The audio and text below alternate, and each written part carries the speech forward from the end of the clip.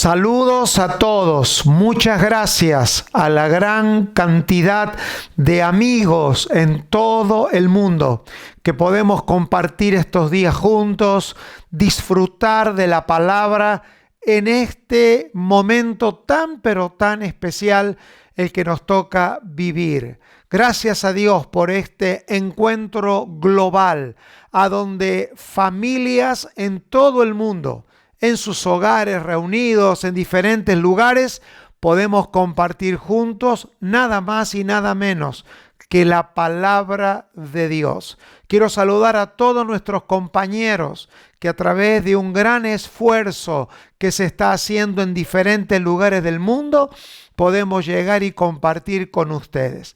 En esta oportunidad me toca compartir con ustedes este tema tan pero tan especial para nosotros, la revelación del propósito eterno.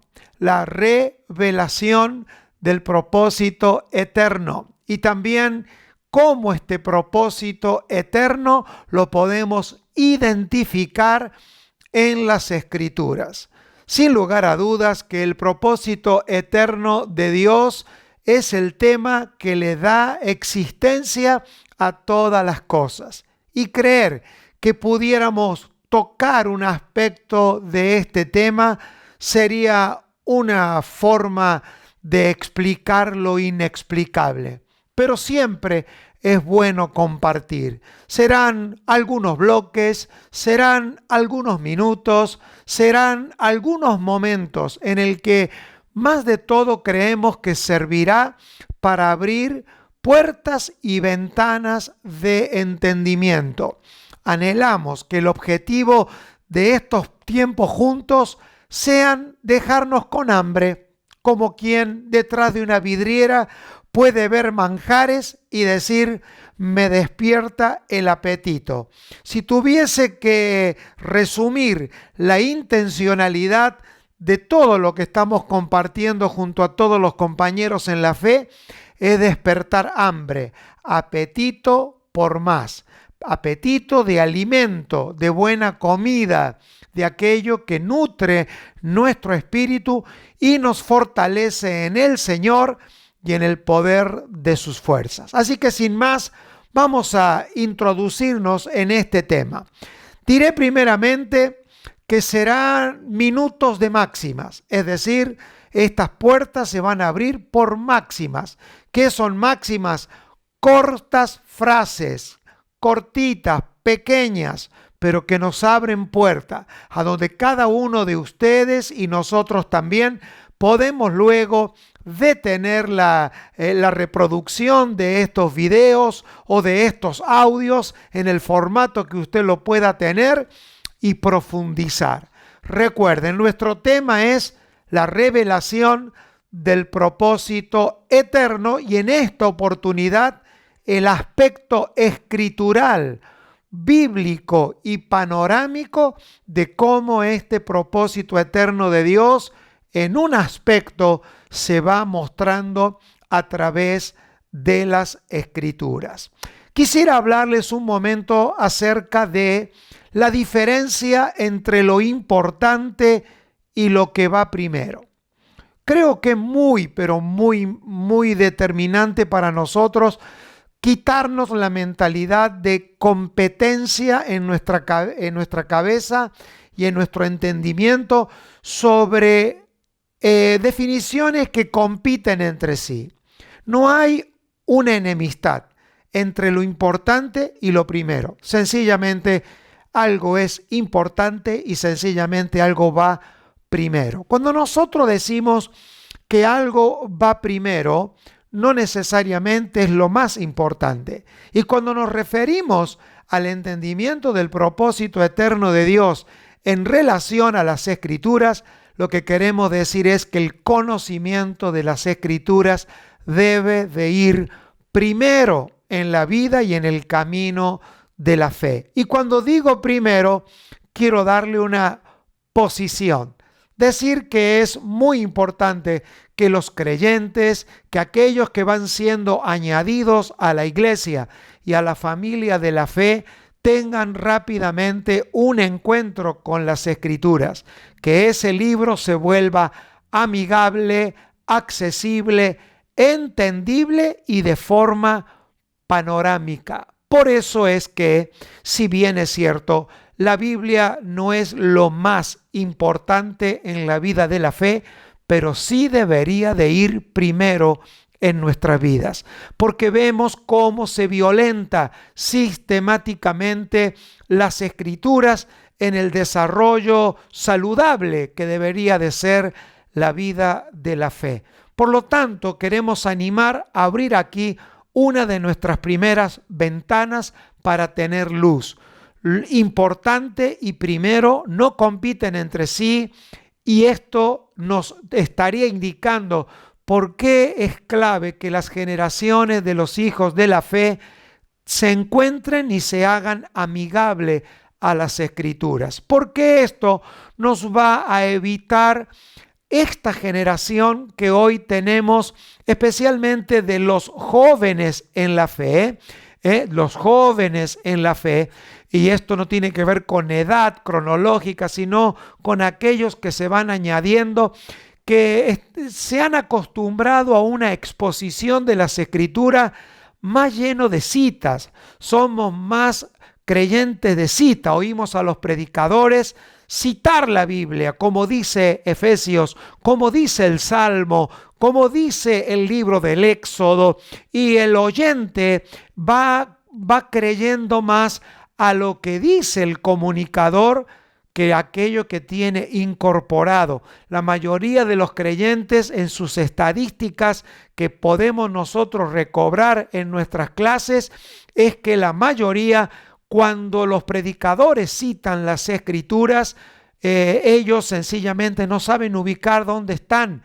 No hay un orden ni cronológico ni sistemático de las Escrituras, y aunque esto no es lo más importante en la fe, debe de ser puesto primero en nuestras vidas. Cuando los creyentes incorporan las Escrituras o la Biblia, que vamos a ver la diferencia entre esta terminología dentro de un ratito nada más, se incorpora, nos volvemos amigables, el libro se vuelve para nosotros fácil de acceder. Eso ayuda y mucho al entendimiento de los asuntos espirituales. Entonces podemos convertirnos en creyentes a donde solo apelamos a las citas, o ser panorámicos, lo que también le llamamos una mente bíblica, que no solamente aprendemos la cita bíblica, sino que la podemos entender dentro del panorama de las Escrituras. Entonces el objetivo de esta revelación que queremos presentar del propósito eterno de Dios en las Escrituras tiene que ver como una herramienta indispensable para crecer en la fe. El entendimiento y desarrollo de nuestra vida espiritual está ligado a nuestra familiaridad, en el mejor sentido de la palabra dicho, con las Escrituras, y nuestro desarrollo ministerial será mucho más saludable, una palabra que vamos a usar y mucho. A veces la Biblia ocupa un lugar en la mente de los creyentes o de la cristiandad con cierto grado de reverencia que le ha impedido ser amigable al libro. Hay una reverencia que hasta a veces es inadecuada y le cuesta mucho al creyente, a los cristianos, comprender que la Biblia es un compendio de libros a donde contiene escrituras inspiradas por Dios, y que la Biblia fue escrita para nuestro beneficio y no para nuestra veneración, sino para nuestro beneficio. Entonces vamos a poder entender en el transcurso de nuestra exposición el valor histórico y la visión histórica de la Biblia, y de cómo ésta, a través de todas sus páginas, tiene un objetivo: mostrarnos cómo el desarrollo del propósito eterno de Dios en el espacio del tiempo. La Biblia contiene un entendimiento escritural del propósito eterno de Dios, pero la Biblia no es el propósito eterno de Dios. Contiene en sus páginas escritos históricos muy valorables que nos van a ayudar en nuestra vida, como en el puente tenemos el fundamento por el cual pisamos y en el puente tenemos las barandas para no salirnos. Así la Biblia opera en nosotros como las barandas que nos mantienen en un entendimiento correcto y, si es necesario, corregido de nuestra fe. La Biblia no está para despertar en sí misma nuestra devoción, sino más bien para mantener nuestra gestión profética y ayudarnos a entender por qué los hombres y mujeres en las Escrituras indagaron, escudriñaron diligentemente la palabra para darnos a nosotros un mayor entendimiento y más prolijo entendimiento de las Escrituras. Entonces vamos a comenzar a disfrutar más puntualmente sobre el propósito eterno de Dios y cómo éste se va desarrollando en las Escrituras. Este magno propósito eterno de Dios tiene muchas palabras en las Escrituras que debemos de nosotros construir, aprender, familiarizarnos para que a medida que vamos oyendo esta palabra o esta expresión, propósito eterno de Dios, y para que podamos tener a través de las Escrituras, cuando las leamos, una revelación desde esa Escritura, debemos de construirla bajo un glosario. De la misma manera que para sostener un techo se necesitan paredes, así también para que nuestro entendimiento y nuestro conocimiento espiritual de los asuntos eternos puedan ser sostenidos, necesitamos tener paredes, necesitamos familiarizarnos con otras palabras. Es por eso que hemos insistido tanto en estos últimos años acerca de la construcción de un glosario. Y vamos a hablar un poquito que para comprender esta multifacética, multiforme gracia de Dios, debemos de, para cada faz de la gracia de Dios, se necesitan palabras, y las palabras tienen su construcción. Miren, la Biblia fue un libro escrito en un periodo aproximadamente de 1500 años. Más de 40 autores intervinieron en ella, y eso significa, en términos vitales, que es un pequeño electrocardiograma que expresa solo segundos de la eternidad de Dios. Pero esos pocos segundos, como esas líneas que hace el electrocardiograma, deben de ser leídas una por una para tener una lectura por lo menos introductoria referente al propósito eterno de Dios. Vamos a ver alguna de esas palabras y de cómo, por ejemplo, hay una palabra que nosotros usamos mucho, que es la palabra iglesia. La iglesia, y estoy sencillamente poniendo un rápido ejemplo, es nombrada en toda la Biblia.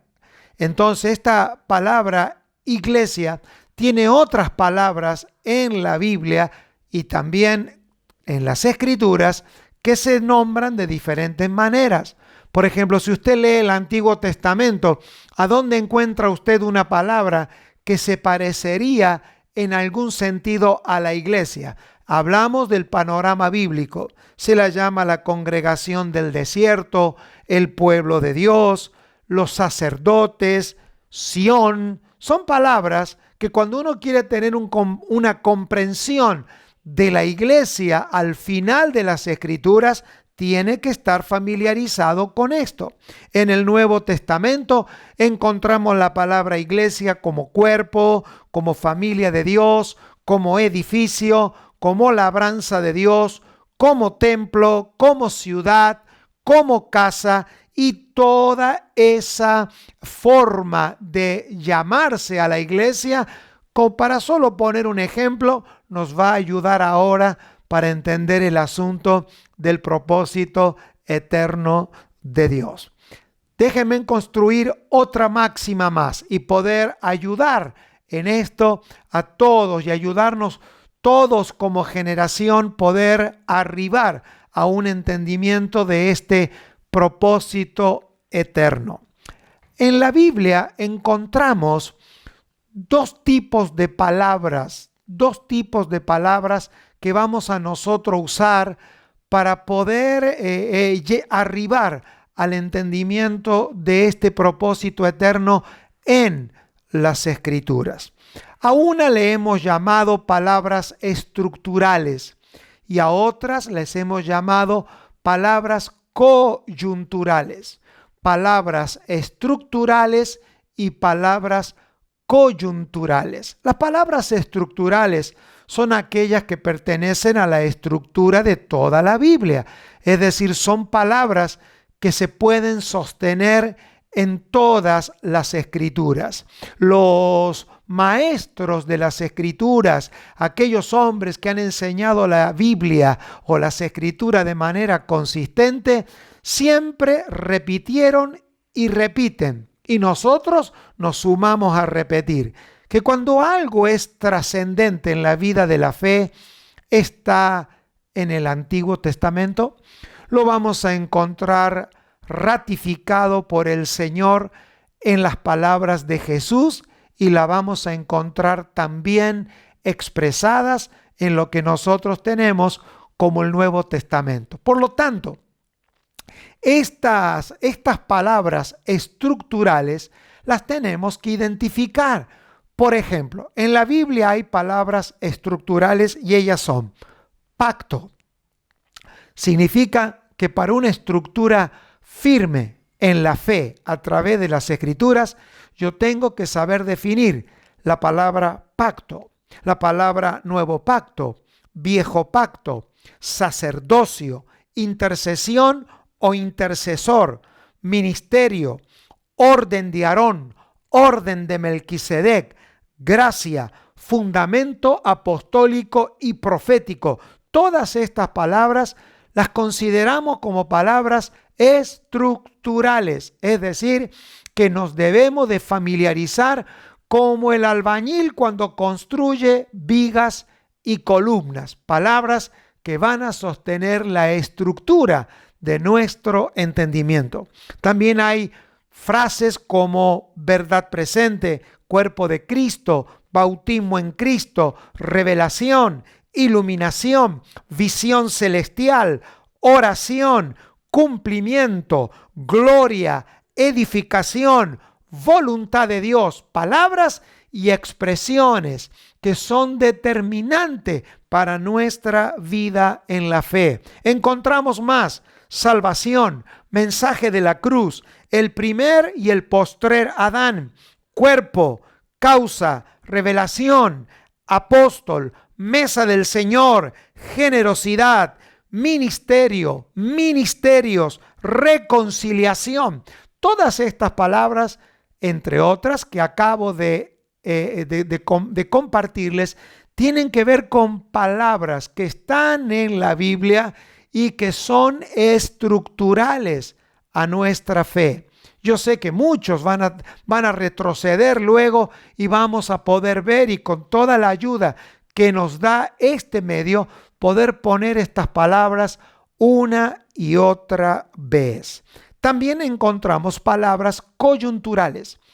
Una palabra es coyuntural y no estructural porque no es que es menos importante, sino que sencillamente son palabras que existen en las coyunturas o en puntos o en hechos puntuales de nuestra vida de la fe. Por ejemplo, una palabra coyuntural es la misma palabra Biblia, la palabra Biblia. Nosotros decíamos al comienzo de esta exposición de que la Biblia no es un libro que debe de ser considerado digno de nuestra veneración, sino que más bien fue escrito para nuestro beneficio. Por lo tanto, no consideramos fundamental o estructural que una persona conozca toda la Biblia, pero sí coyuntural, porque la Biblia nos ayuda a unir como las coyunturas a través de sus historias el hilo del propósito eterno de Dios. La expresión Antiguo Testamento que nosotros estamos animando en todo el mundo a la falta de conocimiento que tenemos. Por ejemplo, la palabra Antiguo Testamento. La mayoría de las personas creen que el Antiguo Testamento se llama así porque está primero en la Biblia, y en realidad la palabra Antiguo Testamento tiene que ver con el testamento hecho con las personas abajo en la tierra. La palabra antiguo tiene que ver con lo que va abajo. Entonces estamos animando a los creyentes a que este Antiguo Testamento, para que tengamos un sentido de ubicación, lo llamemos el primer Testamento. Entonces eso nos da un sentido de ubicación, mientras que antiguo como viejo nos hace darle el entendimiento espiritual. Cuando yo digo Antiguo Testamento, estoy hablando en un sentido espiritual. Y cuando hablo del primer testamento, además de ser espiritual, me da un sentido de ubicación a la hora del entendimiento de las Escrituras. Lo mismo que Nuevo Testamento. Nuevo Testamento no es nuevo porque está detrás del viejo, sino que es nuevo porque trata de encapsular pensamientos de arriba. Nuevo Testamento. También le podemos llamar, como nos gusta ahora llamarle, y que nuestros alumnos en nuestras escuelas lo están asimilando, como el Segundo Testamento, porque en ese testamento, en la mayoría de sus cartas o de sus libros, lo que encontramos son las palabras que pertenecen también al nuevo y al pacto eterno de Dios. Entonces, palabras coyunturales, no menos importantes, coyunturales. Estamos hablando del propósito eterno de Dios y decimos, como dice el primer testamento. Entonces, no estamos dándole una trascendencia inadecuada, sino lo justo y lo que va medido. La expresión Sagradas Escrituras, congregación, célula, en el caso en el siglo XXI que se usa tanto, grupos pequeños, discipulado, son palabras que son coyunturales porque habitan con nosotros en el tiempo, pero no están habitando entre nosotros con características eternas. Entonces tenemos que aprender los creyentes, los hijos de Dios, a manejar palabras estructurales. Es clave y es estructural que un creyente pueda definir qué es un pacto antes de saber definir qué es una célula. Es importante que un creyente aprenda más una palabra estructural como nuevo pacto o pacto eterno antes que quizás saber cuántos libros tiene la Biblia. Y esto no es que las definiciones compiten, sino que es importante, pero que también va primero en nuestras vidas. Los creyentes tienen que saber palabras coyunturales como qué es un discípulo, la reforma, una visión, los dones, palabras como líderes, lo importante que es enseñar, predicar, la doctrina sobre bautismo, la palabra unción, la palabra bendición, palabras con las que a veces vemos que los creyentes ya aprenden al comienzo de la vida de la fe, cuando son solo expresiones coyunturales a nuestras vidas, pero que no van a definir estructuralmente nuestra fe. Hay otras más que hemos encontrado: la palabra presencia, intimidad, santa cena, diezmo y ofrenda, fruto del Espíritu, intercesor, avivamiento, guerra o lucha espiritual, maldiciones, bendiciones, en fin, palabras que están dentro de nuestro vocabulario y de nuestro glosario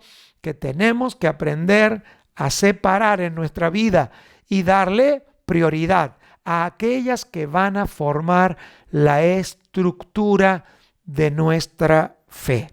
Es por eso que nosotros a través de las Escrituras también podemos ir haciendo cierta discriminación en cuanto, por ejemplo, a la verdad. Nosotros sabemos que la Biblia contiene verdad eterna. ¿Qué contiene? Verdad eterna. Pero también contiene verdades históricas. Pero que la Biblia también contiene la verdad presente de Dios. Por lo tanto, todo es verdad. Pero el discípulo, pero el hijo, pero el estudiante, pero aquel que quiere crecer en la fe y quiere acceder al entendimiento del propósito eterno de Dios en las Escrituras, debe de saber cuándo en el desarrollo de ese propósito eterno de Dios estamos ante una verdad histórica, ante una verdad eterna y cuando estamos ante una verdad presente. Tenemos que decirlo una y mil veces. Las Escrituras y las sagradas Escrituras que están dentro de la Biblia, las sagradas Escrituras que están dentro de la Biblia fueron inspiradas por Dios. El Espíritu Santo de Dios intervino en su inspiración. Y por más que nosotros nos esforcemos, sin la ayuda y sin la luz del Espíritu Santo, jamás accederíamos a lo que el Espíritu Santo inspiró y para lo que fueron escritas. Pero nosotros colaboramos, nosotros ayudamos a ese entendimiento cuando nos familiarizamos con diferentes herramientas, todas son espirituales. Yo no creo que nada de lo que hayamos dicho hasta ahora, algo no sea espiritual. Sencillamente estamos trabajando para que nuestro entendimiento tenga un formato, que no violentemos el sentido eterno de la palabra. Por eso es que tenemos que tener parámetros de entendimiento y de conocimiento. Lo que voy a decir ahora es una herramienta un poco más lejana, pero el conocimiento tiene que ver con hechos puntuales. Es decir, estamos aprendiendo nuevas palabras y eso ayuda a nuestro conocimiento. Pero la palabra entendimiento es mucho más amplia. El entendimiento tiene que ver con comprender algo de manera más global, de algo más amplio que lo encausa todo. Y es por eso que es clave entender y tener un acceso al entendimiento del propósito eterno de Dios en las Escrituras, porque cuando el propósito eterno de Dios se va revelando a nuestras vidas a través de las Escrituras, yo notaré que no tendré ni libros preferidos, ni personajes predilectos, ni pasajes exquisitos apropiados hacia mi propia vida, perdón la redundancia, sino que vamos teniendo una comprensión más amplia. Entendimiento tiene que ver con algo mayor. Por lo tanto, vamos a poder caminar en esta verdad.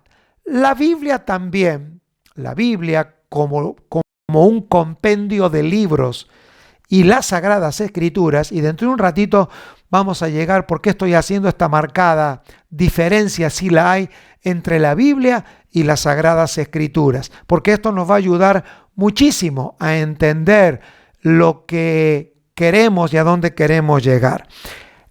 Tanto la Biblia como las Sagradas Escrituras guardan en sí un gran principio de unicidad. ¿Por qué? Porque en ella están guardadas, número uno, la doctrina en el más amplio sentido espiritual de la palabra. También vemos lo que los apóstoles le llamaban la sana doctrina, que no era una suma de dogmas guardados en un libro, sino la doctrina como una experiencia de vida.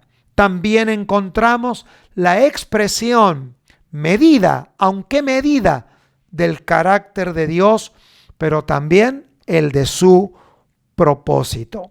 Ahora sí, vamos de lleno. Creo que estos minutos de esta primera exposición nos han ayudado para comprender algunas reglas, parámetros, forma de medir algunas cosas para poder ir profundo a nuestro asunto del propósito eterno.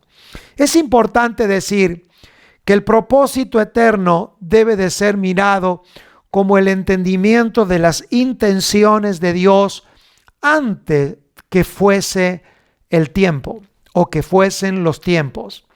Entendemos por propósito eterno de Dios, lo cual ahora vamos a definir un poco más, como las intenciones de Dios antes de que el tiempo fuese. La Escritura define en su conjunto como un propósito o el propósito eterno de Dios, aquel que hizo en Cristo Jesús nuestro Señor. Las intenciones de Dios en Cristo Jesús antes de que el tiempo fuese. Este propósito eterno tiene un origen, y ese origen es la voluntad de Dios, pero su origen también es su amor. ¿Dónde está originado este propósito eterno? En la voluntad de Dios y en su amor. ¿Y cuál es el objetivo de este propósito eterno? ¿Por qué Dios tiene un propósito eterno? Porque tiene la intención eterna de darse a conocer. Y darse a conocer por medio de su Hijo. Por lo tanto, ese propósito eterno no es algo que repito, sino que es una intención de Dios. Para este propósito eterno, todas las cosas fueron creadas. Y esto incluye al hombre. Por lo tanto, poder decodificar en nuestro espíritu el propósito eterno de Dios, empezando en las Escrituras, para tener una baranda de corrección y de guía durante toda nuestra vida en la tierra, es conocer la intención de Dios de darse a conocer a través de su Hijo. Pero para avanzar un poco más, diremos que hoy es a través de su Hijo y en la expresión de la iglesia. Hoy es la expresión de ese propósito eterno, es la iglesia como el cuerpo de Cristo, su amado Hijo. Y el resultado de este propósito eterno, ¿cuál es? Que el Hijo sea en todo, que el Hijo sea en todo, reconocido en todo, sea digno de toda la gloria y de todo el honor. Por lo tanto, es importante que nos familiaricemos con las Escrituras para que podamos identificar que este propósito eterno de Dios es la intención eterna de Dios antes de que el tiempo fuese. Nosotros podemos decir esto en confianza, pero no quiero involucrar a nadie en esto. Cuando le decimos a nuestros receptores, Génesis 0, antes de que el tiempo fuese, Dios ya tenía su eterno propósito y era el de darse a conocer, irrumpiendo en Génesis 1 con todo lo que podemos ver registrado en las Escrituras como el primer paso de la intención de Dios, darse a conocer a través de un solo medio, su Hijo, y ahora a través de la iglesia, que es la expresión de su Hijo, con la intención final de que el Hijo sea todo y en todo. Por lo tanto, la palabra revelación, recuerden que estamos viendo este tema, la revelación del propósito eterno de Dios en las Escrituras, sencillamente en las Escrituras, en un pequeño electrocardiograma del corazón de Dios que hay que saber leer cortito. 1500 años en la eternidad de Dios no llega ni a ser nada en la eternidad, pero es la medida justa que necesitamos para conocer a través de las Escrituras la intencionalidad de la voluntad y del amor de Dios a través de ese propósito eterno y cómo nosotros podemos participar en ese propósito eterno de Dios. Todos sabemos, y si no lo decimos, que revelación significa correr el velo. Necesitamos que Dios nos corra un velo para poder, al leer las Sagradas Escrituras y aún la Biblia, Dios nos corra ese velo y nosotros podamos oír a Dios más allá de la palabra escrita. Por eso es que en algún sentido, si la Biblia, las Escrituras, las Sagradas Escrituras no tienen la intervención del Espíritu de Dios iluminando nuestro entendimiento, quedaríamos ante un libro más. Pero por la revelación o la iluminación del Espíritu podemos oír a Dios. Por ejemplo, algunas escrituras dicen conforme al propósito eterno que hizo en Cristo Jesús nuestro Señor, quien nos salvó y llamó con llamamiento santo, no conforme a nuestras obras, sino según el propósito suyo y la gracia que nos fue dada en Cristo Jesús antes de los tiempos de los siglos. Por lo tanto, aquí encontramos muchas riquezas, como una de ellas es el entendimiento a través de las Escrituras que el pecado no altera el propósito eterno de Dios. El pecado solo altera al ser humano, pero no altera ni a Dios ni al desarrollo de su propósito eterno. A este propósito eterno también lo encontramos en las Escrituras, como por ejemplo dice el Salmo 2:7, yo publicaré el decreto. ¿Qué decreto tiene Dios? Dios tiene un solo decreto. Jehová me ha dicho, mi hijo eres tú, yo te engendré hoy. Muchas veces he oído y lamento decirlo que con mala praxis, hacer nuestros pasajes o escrituras que por falta del entendimiento del desarrollo del propósito eterno de Dios, no la usamos con el fin para lo que fueron escritos. He oído a personas decir, mi hijo eres tú, y dice, y el Señor me dijo que yo era su hijo. O pídeme y te daré por herencia a las naciones.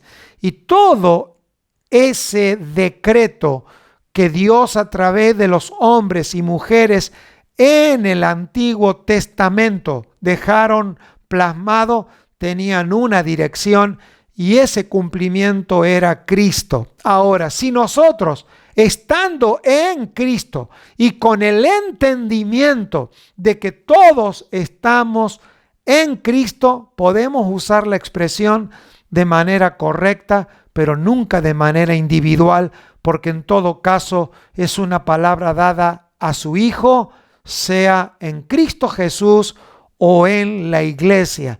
Nunca usar la palabra como un gusto o algo solamente personal.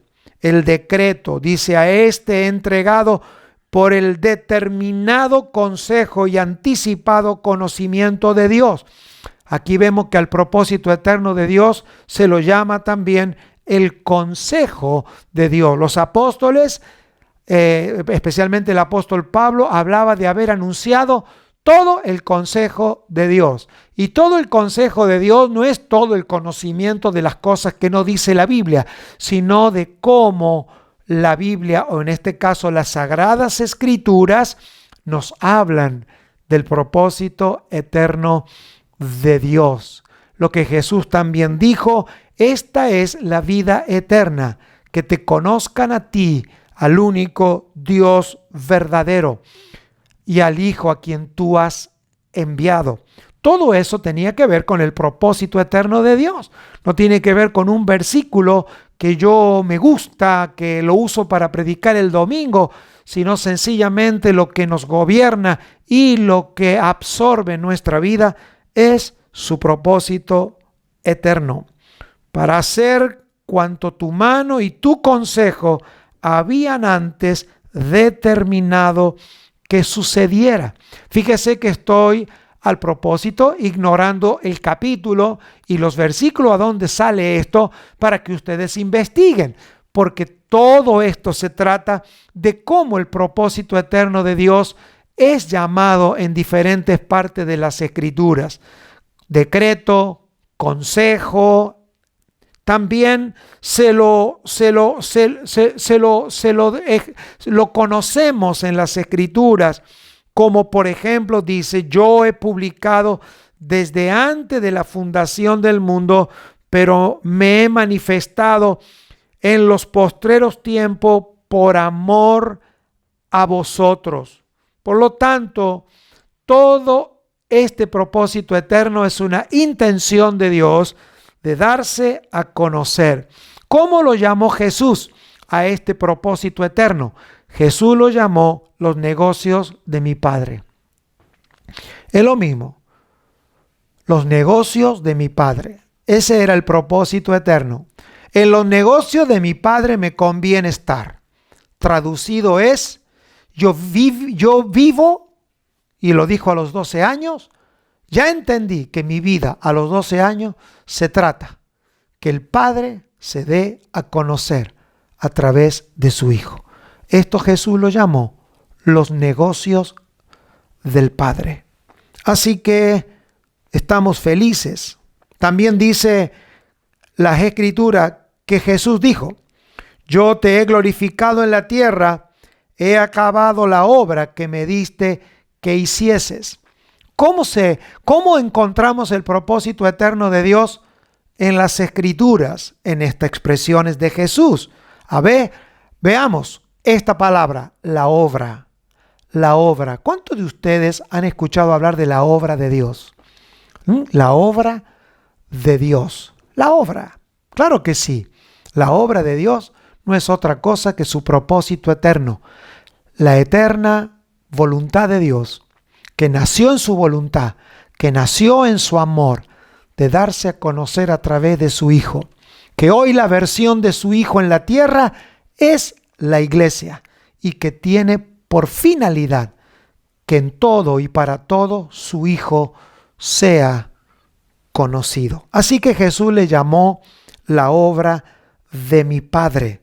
También le llamó la voluntad de Dios. ¿Cuánto han oído hablar de la voluntad de Dios? La voluntad de Dios no es otra cosa que su propósito eterno. ¿Cuál es su propósito eterno? Que Él sea conocido en la tierra. La voluntad de Dios no es solamente decir: Señor, será tu voluntad que yo vaya para aquí, que yo haga esto. La voluntad de Dios no es una acción humana, sino que es la acción eterna de Dios reproducida por una acción humana. Todo aquello que dé a conocer a Dios es el propósito eterno de Dios. Es su voluntad, y Dios ha dado la orden que cada vez que alguien dé a conocer su voluntad o propósito eterno en la tierra, tendrá todos los recursos necesarios para vivir en la vida reproduciendo, su eterna voluntad. Diciendo luego: he aquí que vengo, oh Dios, para hacer tu voluntad. ¿Y cuál era la voluntad de Dios? Quita lo primero para establecer esto último. Glorioso, maravilloso, agradecido a Dios de que su propósito eterno se está dando a conocer, y que si nos familiarizamos con las Escrituras, mire todo el trabajo que tenemos ya para hacer. Busque en todas las Escrituras, cuando la lea, en qué parte de ese pasaje. Por eso cuando encontramos la palabra fe: sal de tu tierra y de tu parentela a la tierra que yo te mostraré. ¿Usted qué piensa? ¿Cuál era la tierra que Dios quería mostrarle a Abraham?